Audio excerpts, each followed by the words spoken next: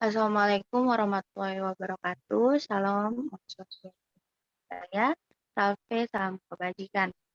Sebelumnya terima kasih atas kesempatan yang telah diberikan. Kami dari kelompok 1 akan mempresentasikan hasil diskusi kami tentang administrasi dan penyelenggaraan tes psikologi. Namun sebelum masuk ke dalam materi, izinkan saya untuk memperkenalkan anggota-anggota kelompok dulu. Yang pertama ada Christine Pratidina Magdina, yang kedua ada Fitra Yuningsi Agiwila, yang ketiga ada saya sendiri, Furkaniati Anamisya Darmi, yang keempat ada Julia Tuliloni, dan yang terakhir ada Nirmala Karunia Salim. Adapun outline dalam presentasi kita kali ini, yang pertama ada pengertian administrasi tes yang akan dibacakan oleh Kak Christine. Yang kedua ada pengertian tes psikologi yang akan dibacakan oleh Kak Fitri. Yang ketiga ada jenis-jenis tes psikologi yang akan dibacakan sendiri oleh saya. Yang keempat ada syarat-syarat tes yang baik yang akan dibacakan oleh Kak Lia.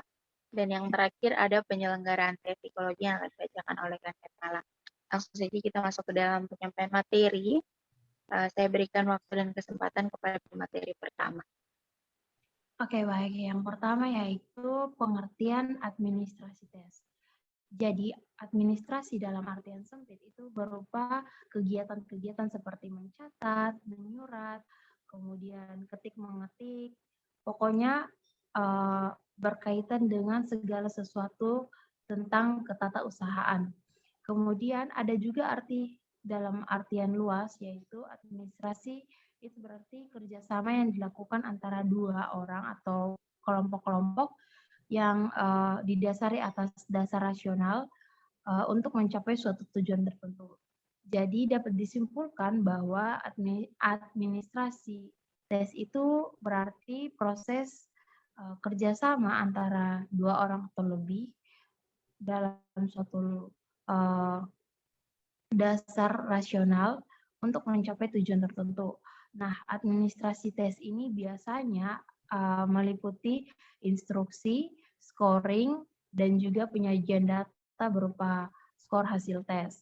Nah, administrasi tes ini diperlukan guna untuk memastikan akurasi dan instruksi yang tepat dan juga teknik yang tepat untuk tes tersebut.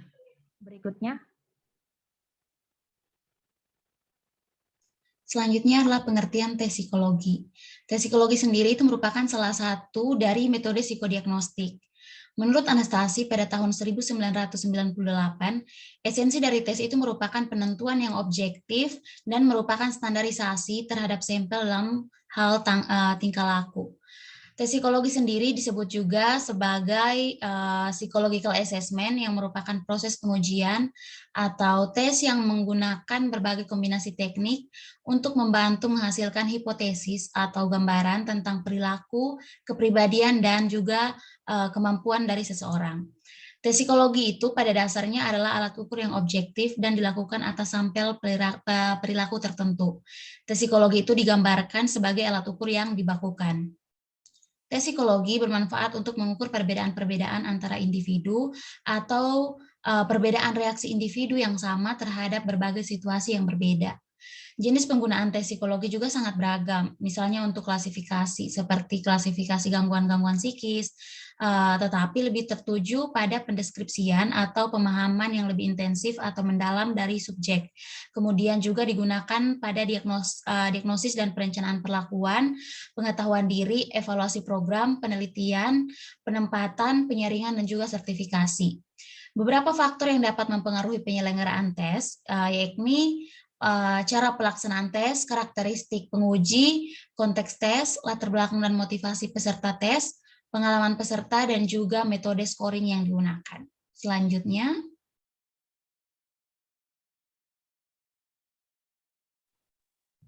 Baik, selanjutnya adalah jenis-jenis tes psikologi. Nah, berdasarkan aspek yang diukur, tes psikologi itu dibedakan menjadi 4 jenis tes.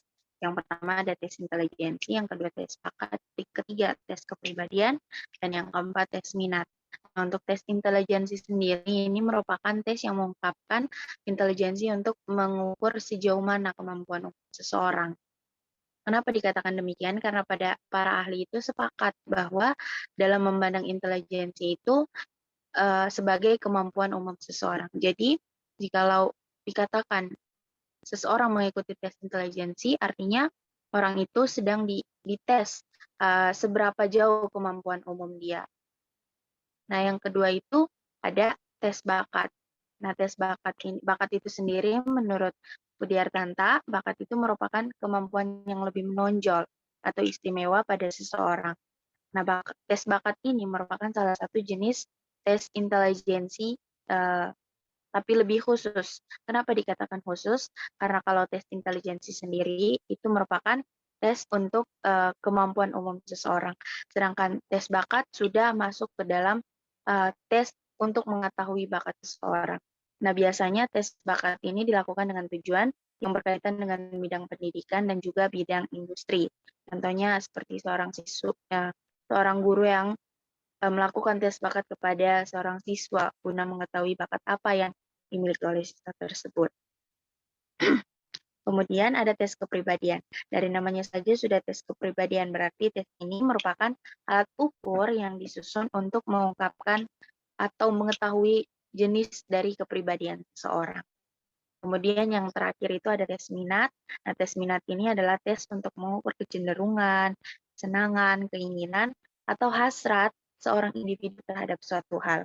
Contoh tes minat yang dikenal itu antaranya adalah tes Littrow dan KR atau Kudner-Richardson. Selanjutnya, syarat-syarat tes psikologi yang baik. Pertama, harus valid. Validitas suatu tes adalah taraf sejauh mana tes itu mengukur apa yang seharusnya diukur. Jadi, makin tinggi validitas suatu tes, maka tes itu makin mengenai sasarannya.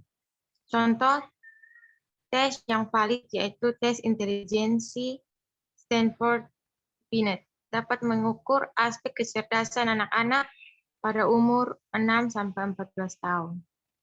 Yang kedua, tes harus reliable. Reliabilitas suatu tes adalah sejauh mana hasil suatu pengukuran dapat dipercaya. Hasil pengukuran dapat dipercaya hanya apabila dalam beberapa kali pelaksanaan pengukuran terhadap kelompok subjek yang sama diperoleh hasil yang relatif sama. Yang ketiga, tes distandarisasikan. Standarisasi suatu tes bertujuan supaya setiap tester yang dites dengan tes tersebut mendapat perlakuan yang benar-benar sama. Karena skor yang dicapai hanya mempunyai arti kalau kita bandingkan satu sama lain. Atau dengan skor-skor yang dicapai dalam testing itu bersifat relatif. Yang keempat, tes harus objektif. Yang objektif itu adalah penilaiannya. Tes ini objektif akan memberikan hasil yang sama kalau dinilai oleh tester yang berbeda. Yang kelima, tes harus diskriminatif. Dapat mengungkap gejala tertentu dan menunjukkan perbedaan-perbedaan atau diskriminasi gejala tersebut pada individu yang satu dan individu yang lain. Yang keenam, tes harus komprehensif. Dapat sekaligus mengungkap atau menyelidiki banyak hal. Yang terakhir, yang ketujuh, tes tersebut harus mudah digunakan. Selanjutnya. Selanjutnya ada penyelenggaraan tes psikologi. Yang pertama ada tes Stanford-Binet. Skala Stanford-Binet dikenakan secara individual dan soal-soalnya diberikan secara lisan oleh pemberi tes. Oleh karena itu, pemberi tes haruslah orang yang mempunyai latar belakang pendidikan psikologi. Sangat terlatih dalam penyajian tesnya dan mengenal betul isi berbagai tes dalam skala tersebut. Kedua ada tes Wechsler. Skala Wechsler pertama terbit pada tahun 1939. Ada 3 macam skala pada tes ini. Yang pertama ada WIS, di mana ini diambil langsung dari tes orang dewasa ini pada tahun 1959 dan ada juga untuk anak usia 6 sampai 16 tahun 11 bulan. Kedua ada WAIS di tahun 1955 untuk anak usia 16 sampai 74 tahun. Yang terakhir ada Whistler Preschool dan Primary Scale of Intelligence Revised tahun 1989. Tes ini untuk rentang usia 3 sampai 7 tahun 3 bulan. Yang terakhir ada tes Raven atau Raven Progress Matrix RPM merupakan tes inteligensi yang dapat disajikan secara kelompok maupun individual. Materi tes ini berupa gambar dengan sebagian yang terpotong. Tugas subjek adalah mencari potongan yang cocok untuk gambar tersebut dari alternatif potongan-potongan yang sudah disediakan. Dari tes ini, tidak ditemukan IQ seseorang melainkan taraf inteligensi yang dibagi dalam grade 1 sampai grade 5. Berdasarkan presentil. Kemudian, pertama kali Raven menyusun standar progressive matrix SPM dapat dikenakan untuk semua umur karena kebutuhan tes untuk anak-anak disusun Colored Progress Matrix atau CPM untuk anak-anak umur 5-11 tahun. CPM juga dikenakan pada orang tua atau lanjut usia di atas 60 tahun dengan pendidikan rendah atau menengah. Karena kebutuhan tes untuk orang-orang yang di atas normal superior disusun Advanced Progress Matrix atau APM. Sekian itu saja materi dari saya. Saya kembalikan ke moderator. Terima kasih.